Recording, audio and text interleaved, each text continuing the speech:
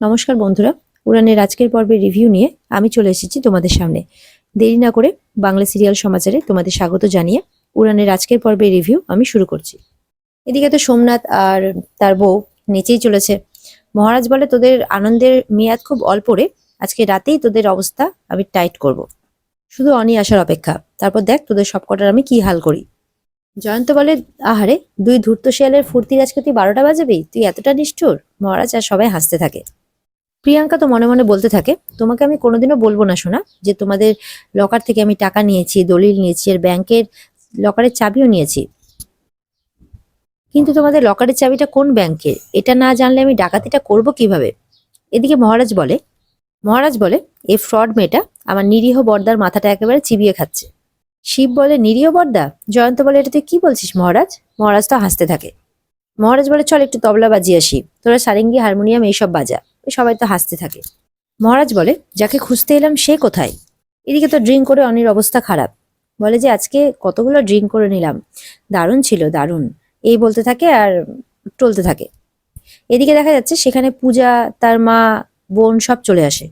পূজা তার বোনকে বলে, তুই শিওর তো যে অনি এখানে এসেছে? রিয়া বলে, হ্যাঁ রে, এখানে এসেছে। পূজা বলে যে মা, অনি এত টাকা পাচ্ছে কোথা থেকে? বলে, আমি কি করে জানবো? বলে, কালকে স্মার্টফোন কিনছে, আজকে ডিস্কে আসছে। পূজা বলে যে আমি কিন্তু ভাইকে বিপাকে যেতে দেবো না। তার মা বলে, তুই ছাড়, তোর ভাই অনেকদিন আগেই উচ্ছন্নে গেছে, তোকে এইসব নিয়ে ভাবতে হবে না। বলে, না মা, আমি ওকে সঠিক পথে ফিরিয়ে আনবই। বলে, অনি যে বাবার নামে কেসটা করেছিল সেটা ডেট এগিয়ে আসছে, আর এর নিষ্পত্তি আমি কোর্টের বাইরেই করব। মহারাজের মা বলে, মহারাজ তোকে ডিভোর্স দিতে চাইছে, তারপরেও তুই ওর বাবাকে বাঁচাতে চাইছিস, মঙ্গল কামনা করছিস। বলে যে আমার সম্পর্ক তো শুধু মিস্টার মাথা গরমের সাথে নয়, ওই পরিবারের সবার সাথেও। এদিকে তো অনি নাচতে নাচতে পূজাদের সামনে দিয়ে চলে যায়, কিন্তু পূজারা দেখতে পায় না। এদিকে আবির চলে আসে। আবিরকে দেখে পূজা অবাক হয়, বলে, তুই এখানে? তখন রিয়া বলে, আমি ডেকেছি। বলে, কেন ডেকেছিস? ওকে বিরক্ত করেছিস কেন? আবির বলে, আমি বিরক্ত কেন হব? বলে পূজার মা তখন বলে, না, ও আসলে কারো সাহায্য নিতে চায় না। পূজা বলে, তোর একটা কেরিয়ার আছে, তুই একটা প্রফেশনাল লয়ার, তুই কেন এইসব দিকে তোর কেরিয়ার নষ্ট করছিস? তখন বলে, কারণ আমি তোর লাইফের ঝামেলাগুলোকে আমার লাইফের প্রবলেম বলে মনে করি, তাই।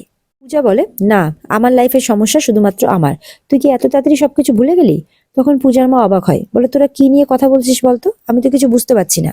তখন পূজা চুপ করে যায়। আবিরকে বলে পূজা, তুই কি দেখলি তো যে মিস্টার মাথাগরম তোর সাথে কি কি করলো? বলে, সেটা কি আমি ভুলতে পারি নাকি? তোর মিস্টার মাথাগরম সত্যি মাথা গরমই, তো আমিও কিন্তু এবার থেকে মাথা ঠান্ডা নাও রাখতে পারি। যোগ্য উত্তর এবার থেকে কিন্তু আমিও দিতে পারি তোর মাথা গরম হাজবেন্ডকে। পূজা তো অবাক হয়ে তাকিয়ে থাকে আবিরের দিকে। পূজা বলে, তুই মিস্টার মাথা গরমের মেজাজের সাথে পারবি না। ওনার মেজাজ সবার থেকে আলাদা, উনি সবার থেকে আলাদা। মিস্টার মাথা গরমের কথা বলতে গিয়ে পূজার মুখে হাসি আসে। এদিকে জয়ন্ত শিবেরা বলে, তুই ড্রিঙ্ক করবি না? তুই তো দেখছি ড্রিঙ্কটা একেবারেই ছেড়ে দিয়েছিস। তখন পূজার কথাগুলো ভাবতে থাকে মহারাজ। মহারাজ পূজার কথা ভাবতে ভাবতে বলে যে, জানতাম, আমি কিন্তু কোনো কিছুই ভুলিনি।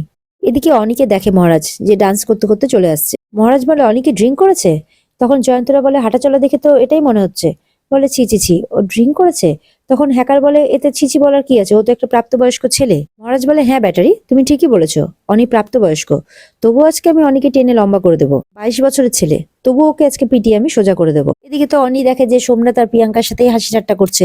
মনে মনে বলে যে, ছি অনি ছি, এই কুসঙ্গে মিশে তোমার একই অবস্থা হলো। মহারাজ মনে মনে ভাবতে থাকে। মহারাজ বলে, তার মানে আমার সন্দেহটাই ঠিক, অনির সাদা মনে সোমপ্রিয়া কাদা মাখিয়েছে।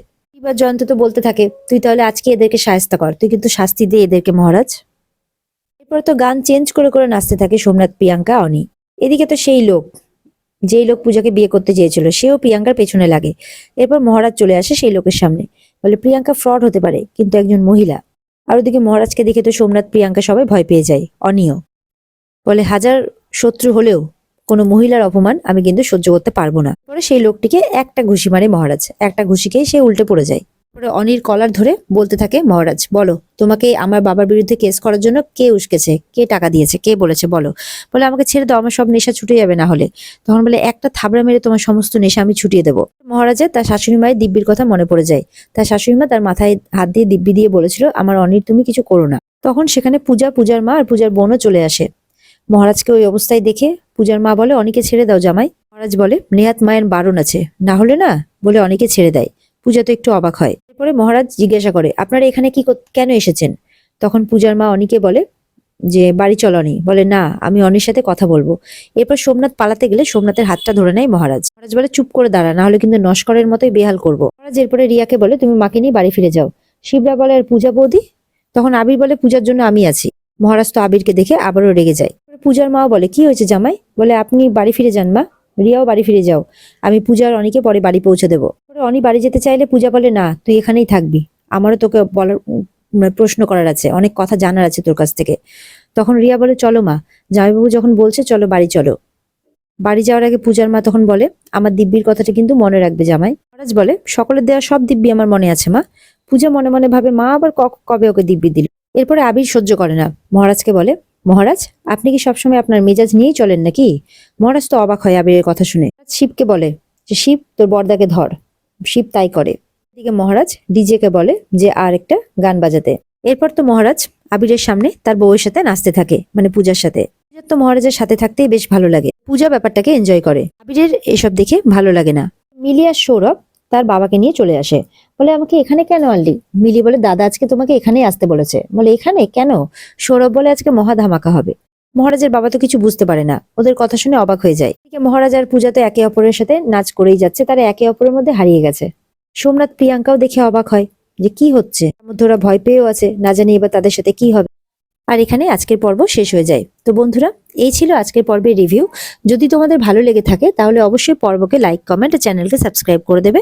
দেখা হচ্ছে তোমাদের সাথে আগামীকালকে নতুন পর্বের রিভিউ নিয়ে।